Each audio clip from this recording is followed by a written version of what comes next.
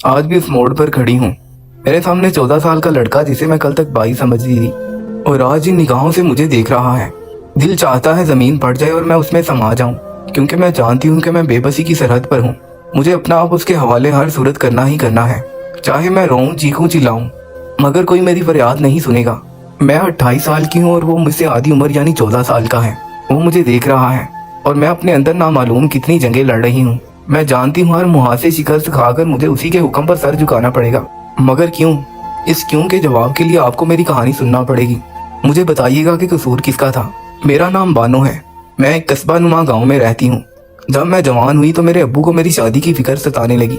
शौकत हमारे ही गांव का गबरू जवान था और रिक्शा चलाता था। मैं चंद एक बार उसके रिक्शे में अपनी माँ के साथ बैठ चुकी थी। मैंने गौर किया कि वो सामने लगे शीशे से मेरी तरफ देखता है। औरत अपने ऊपर उठने वाली हर नजर पहचानती है। मैंने शौकत की निगाहों में अपने लिए मोहब्बत देखी थी। फिर एक दिन उसकी माँ हमारे घर चली आई। उसकी गोद में 1.5 साल का गोल मटोल बच्चा था। बच्चे का नाम बरकत अली था और वो शौकत का छोटा भाई था। उसकी माँ ने बताया कि वो शौकत से पूरे 17 साल छोटा है। वो मनतों मुरादों के बाद पैदा हुआ है, इसलिए उसका नाम बरकत अली रखा गया है। लेकिन बरकत की पैदाइश के 2 माह बाद उसके वालिद की वफात हो गई।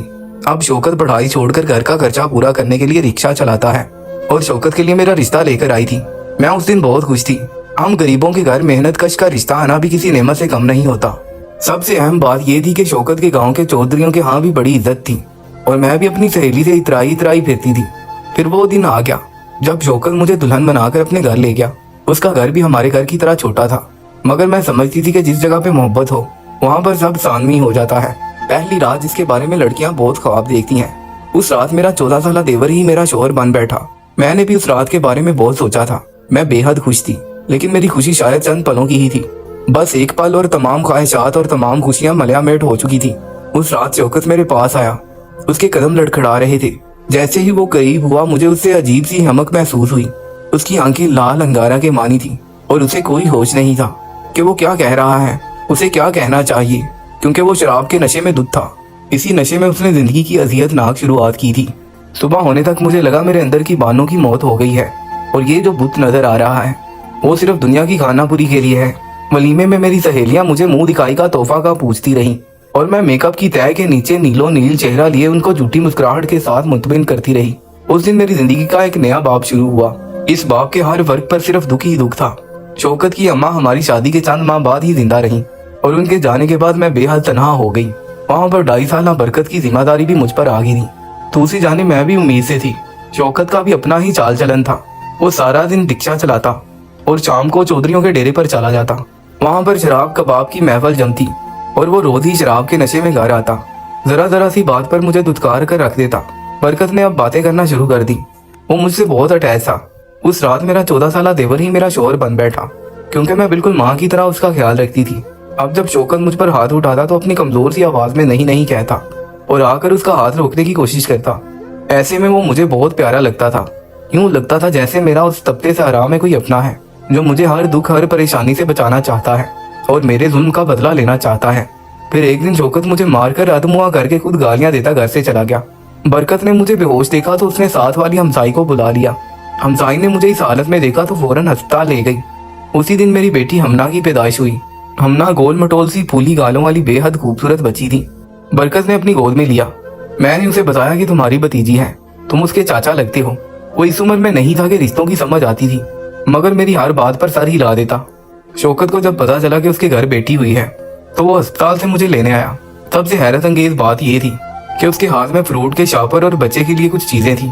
उसने मुझसे पिछले तमाम रवैयों की माफी मांगी और कहा अब मैं कभी शराब पीकर घर नहीं आऊंगा, ना ही वो मुझ पर हाथ उठाएगा। मेरी बेटी हमना मेरे लिए खुशकिस्मत थी। उसके पैदा होते ही शौकत में एक अच्छा बदलाव आया था। बरकत भी अपने भाई को देखकर बेहद खुश हुआ, क्योंकि वो मेरे साथ नरमी से बात करता था। उस दिन हमारे घर में खुशियां ही खुशियां थी। शौकत कभी अपनी बेटी के साथ खेलता था और कभी मुझे खाने के बारे में पूछा। उसने मेरे सामने वादा किया वो कभी भी चौधरी के डेरे पर नहीं जाएगा। उसने तमाम बुरे कामों से तौबा कर ली। शौकत ने अब बरकत को स्कूल में दाखिल करवा दिया। उसे पढ़ा लिखा कर बड़ा आदमी बनाना चाहता था, इसीलिए गांव के सरकारी स्कूल की बजाय शहर के अच्छे स्कूल में दाखिल करवा दिया। अब मैं हमना के साथ मसरूफ रहती। बरकत स्कूल से आता तो उसके छोटे छोटे काम करती। शौकत अब सर शाम ही घर आ जाता। फिर वो हमना के साथ खेलता। मैं खाना बना लिया करती थी। हमारी जिंदगी बहुत अच्छी गुजर रही थी। कि उस दिन चौधरी का खास आदमी शौकत को बुलाने आया। शौकत मुझे दाल गोश्त की फरमाइश करके खुद उसके साथ चौधरी की बात सुनने गया। मैं खाना बनाकर काफी देर तक उसका इंतजार करती रही, मगर वो नहीं आया। उस रात मैंने खाना नहीं खाया। बच्चों को सुलाने के बाद परेशानी के आलम में बैठी रही। शौकत अब तो बदल गया था। अल्लाह ही खैर करे, अब क्या होने वाला है, चौधरी उसे कोई नुकसान ना पहुंचा दे। इसी सोच में रात का 1 बज गया। मेरा इंतजार ना खत्म हुआ। मुझे अजीब सा वहम सता रहा था। ख्यालात ने अपनी गिरफ्त में ले रखा था कि 2 बजे का वक्त था। दरवाजे पर दस्तक हुई। मैंने बेताबी से दरवाजा खोला, लेकिन उस वक्त मेरी हैरत की इंतहा न रही जब शौकत ने लड़खड़ाते हुए अंदर कदम रखा। वो फिर से शराब पीकर आया था। मैंने उसको अपना वादा याद दिलाया। उसने कहा था कि कभी शराब नहीं पिएगा। उसने सुनी अनसुनी कर दी। वो सोने नहीं लगा था, मगर मैंने उसे जोर दिया कि अब तो उसकी बेटी है। वो अपनी बेटी की खातिर बदला था। उसे बेटी का कोई एहसास है या नहीं? उसने मुझे घूर कर देखा। शराब के नशे में अपनी पुरानी रविश पर आते हुए मुझे मारने लग गया। एक बार फिर मैं किस्मत के हाथों और शौकत के हाथों मार खा रही थी। मैं दोनों जानिब से बेबस थी। इस दिन के बाद मेरी जिंदगी की वो स्याह रात शुरू हुई, जिसकी सुबह का इंतजार मुझे इस मोड़ पर ले आया, जिसका मैं कहानी के आगाज में आपको बताया था। उस दिन के बाद अगले आने वाले चंद दिनों में मुझ पर ऐसे इंकशाफात हुए कि मैं उनकी ताब ना लाते हुए कई दिनों तक बीमार रही। इस दौरान मेरी बेटी को भी बरकत अपने नन्हे मुन्ने हाथों से संभालता रहा और मेरी दिलजोई करता रहा। शौकत के बारे में जो बातें मुझे पता चली, उन्होंने मुझे हिलाकर रख दिया। शौकत ना सिर्फ शराब पीने की गंदी लत में मुब्तला था, बल्कि उसकी सबसे गलीज तरीन हकीकत जो मेरे सामने आई थी, उसने मुझे अपनी निगाहों से भी गिरा दिया। क्योंकि अब जब शौकत शराब पीकर आता था तो मुझे मारता नहीं था, बल्कि बहुत ज्यादा बातें करता था। उसकी मारपीट से तो मेरा जिस्म जख्मी होता था, मगर आज उसकी बातों से मेरी रूह चलनी होने लगी। काश ये सब सुनने की बजाय अपने कानों के पर्दे फाड़ देती, मगर मेरी मजबूरी थी कि मैं उसकी बीवी थी, और एक अच्छी बीवी होने के नाते मुझे ये फर्ज सारी जिंदगी निभाना था। शौकत जो कि चौधरियों के शिकंजे में था, या फिर चौधरी उसके शिकंजे में थे, ये कहना मुश्किल था। शौकत रिक्शा चलाता था और उसके रिक्शे में कॉलेज की लड़कियां भी शहर पढ़ने जाती थी। जब भी कोई अकेली मासूम लड़की उसके रिक्शे में बैठती तो वो बड़ी चालाकी से बहला फिसला कर चौधरी के डेरे में ले जाता। वहां पर चौधरी उस मासूम लड़की की असमत को तार तार करते। फिर ये लोग दलाल बनकर उस लड़की को बाजारे हुसन जैसी गलीज और गंदी जगह पर बेच आते। वो ये काम अरसा दराज से इस खामोशी और राजदारी से कर रहे थे कि दीवारों तक को पता नहीं था। अब जब हमारी जिंदगी में हमना आ गई तो शायद शौकत को एहसास होने लगा कि उसकी भी एक बेटी है। अब उसे इन मामलात में नहीं पड़ना चाहिए, मगर क्या कहते हैं कि कंबल से हम जान छुड़ाना भी चाहें तो वो हमारे साथ ही लिपटेगा। बिल्कुल ऐसा ही शौकत के साथ हुआ था। चौधरियों के मुंह जो आदत लग चुकी थी वो कैसे जाती। अगर पहले शौकत अपनी रजामंदी से लड़कियां उन्हें सप्लाई कर रहा था तो अब शायद मजबूरी में ही सही, लेकिन वो इस काम को छोड़ नहीं सकता था। वो ये भी जानता था कि ये ऐश भी चौधरियों की दी हुई रकम के सर पर है, वरना रात भर शराब पीने के बाद सुबह रिक्शा चलाकर किस तरह की कमाई होती है। अब मुझे शौकत से घिन आती थी। जैसे जैसे हमना बड़ी हो रही थी वो बेहद प्यारी लगती। मैं उसे देखती तो डर जाती। मुझे लगता कहीं उसको अपने बाप के कर्मों की सजा न मिल जाए। मेरी ये सोच रातों की नींद उड़ाने के लिए काफी थी। बरकत भी बड़ा हो रहा था। उसकी कोई भी आदत अपने बड़े भाई पर नहीं गई थी। वो बेहद प्यारा और अपने काम से काम रखने वाला खामोश तबीयत लड़का था। उधर मैंने शौकत को इसके हाल पर छोड़ दिया। वक्त गुजरता गया, यहाँ तक कि बरकत 14 जबकि मेरी हमना 12.5 साल की हो गई। बरकत का कद काफी लंबा था। वो अपनी माँ से उम्र में बड़ा लगता था। मुझे भाभी कहा करता था। हमना उसे चाचू की बजाय चाचा कहती थी, और वो हम दोनों माँ बेटी का बहुत ख्याल रखता था। मेरे लिए वो बिल्कुल हमना जैसा ही था। उसको मैंने अपनी औलाद बनाकर पाला था। अब मुझे शौकत की परवाह नहीं थी। उसकी वही शबो रोज थी। मैंने खुद को इन परेशानियों और फिक्रों से आजाद कर दिया था। इन्हीं दिनों हमारी जिंदगी फिर से एक तूफान की जद में आई कि सब कुछ मलियामेट हो गया। सब जिंदगियां ना सिर्फ बर्बाद हो गईं, बल्कि तबाह और बर्बाद हो गईं। उस दिन शौकत के रिक्शे पर एक बेहद खूबसूरत और तनहा लड़की बैठी, जिसका हुस्न देखकर शौकत की नीयत खराब हो गई। वो उसे कहने लगा कि इस तरफ से सड़क ठीक नहीं है, वो उसे दूसरी जानिब से उसकी जगह पर छोड़ आएगा। उसे लेकर चौधरियों के डेरे में जो के दरिया के किनारे वाक़या था ले गया। कहने लगा तुम यहाँ बैठो, मेरे रिक्शे में थोड़ा मसला है, वो ठीक कर लूँ, फिर तुम्हें घर छोड़ आऊंगा। वो सीधा हवेली पर आया और उसने लड़की के बारे में चौधरी को बताया।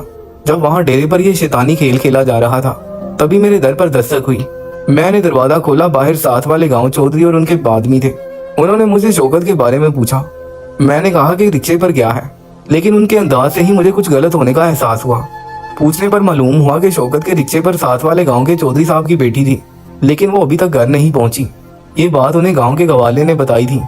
चौधरी साहब की बेटी रिक्शे में बैठकर गई थी। अपने शोहर का ये कारनामा सुनकर मैंने दिल थाम लिया।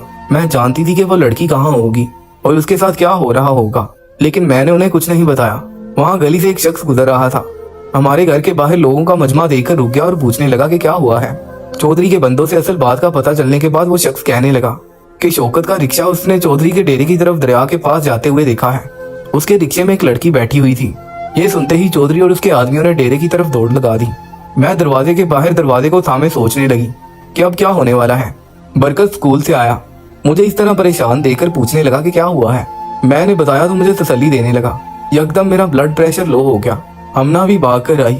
बरकत ने मुझे उठाकर अपने कमरे में लिटा दिया। दूसरी जानिब यकदम पूरे गांव में शोर मच गया। जैसे ही खबर चौधरियों तक पहुंची, उन्होंने लड़की को वहीं छोड़कर भागने की जब साथ वाले गांव का चौधरी वहां पहुंचा, उसकी बेटी दरिया में डूब गई, लेकिन फौरन उसके बाकी आदमियों ने उसे बचा लिया। अब वो चौधरी और शौकत को ढूंढने लगे। चौधरी तो रूपोश हो गए। बदकिस्मती से शौकत उनके हाथ लग गया। उन्होंने अपनी बेटी का बदला लेने के लिए उसका बेचा उड़ा दिया। शौकत वहां मौके पर ही हलाक हो गया और मैं बेवा हो गई। अब चौधरियों ने पंचायत बैठा ली, जिसमें 2 बड़े अहम फैसले होने थे। गांव का रिवाज ये था कि जो शख्स किसी की बेटी की इज्जत खराब करे, जवाब में उसकी बेटी की बलि चढ़ना, यानी वो दूसरे फरीक को दे दी जाती है। अब वो जैसे चाहे उसके साथ सलूक करे, चाहे तो उसे मार दे, चाहे तो सारी जिंदगी उसे नौकर और रखेल बनाकर रखे, या फिर उसे निकाह कर ले। अब ये उन पर मुनहिसर था। पंचायत में मेरी 12.5 साल बेटी को कुर्बान कर दिया गया। मुझसे छीनकर साथ वाले गांव के चौधरी को दे दिया गया। वो उसे लेकर जा रहा था और मैं बेबसी से देख रही थी। मैं उन्हें रोक भी नहीं पा रही थी। मेरी मासूम बेटी रोती रही, चिल्लाती रही, कहती रही मेरा क्या कसूर है, बाप के किए की सदा मुझे क्यों दे रहे हो। मगर किसी ने उसकी एक ना सुनी और सब लोग उसे लेकर चले गए। मैं उसे जाता देखकर सत्ते में आ गई थी कि अचानक मेरी जिंदगी का एक और फैसला हो गया।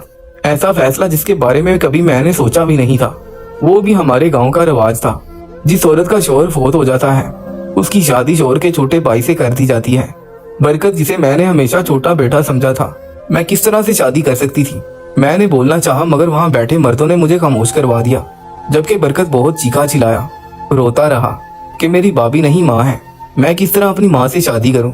खुदा के लिए मुझे जान से मार दो, मगर इतनी बड़ी सजा मत दो। हम दोनों की फरियाद किसी ने ना सुनी और पंचायत ने हमें मियाँ बीवी बनाकर ही घर रवाना किया। शौकत तो चला गया, मगर उसके जाने के साथ हम सबकी जिंदगियां सूली पर लटक गई। मेरी जान से प्यारी बेटी हमना को बाप के किए की सजा मिली। वहीं मैंने अपने बेटे जैसे देवर को खो दिया। हमारे बीच रिश्ते बदलते हैं। एक ऐसी खलीज हायल हो गई कि किसी को बताना भी मुश्किल था। हम एक घर में रहते थे, मगर अजनबियों की तरह एक दूसरे से नजरें चुराए फिरते। दूसरी जानिब चौधरी हमना को अपने घर ले गया। वहाँ चौधरी की माँ ने उसे देखकर चौधरी को उसके पास जाने से मना कर दिया। शायद ये मेरी माँ की कोई नेकी थी जो मेरी बच्ची के सामने आ गई। चौधरी अपनी माँ की बात नहीं टाल सकता था। चौधरी की माँ ने हमना को अपने कमरे में रख लिया और फिर स्कूल दाखिल करवा दिया। वो स्कूल का सबक भी पढ़ती और उसकी माँ की खिदमत भी करती। इस तरह 3 साल बीत गए। हमना 16 साल की हो चुकी थी। एक दिन चौधरी का बेटा इंग्लैंड से अचानक अपनी तालीम मुकम्मल करके आ गया। उसने घर वालों से हमना के बारे में पूछा।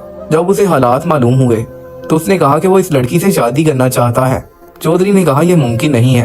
अगर तुम इससे वैसे ताल्लुक रखना चाहते हो तो मुझे कोई एतराज नहीं है, मगर तुम इसे बीवी नहीं बना सकते।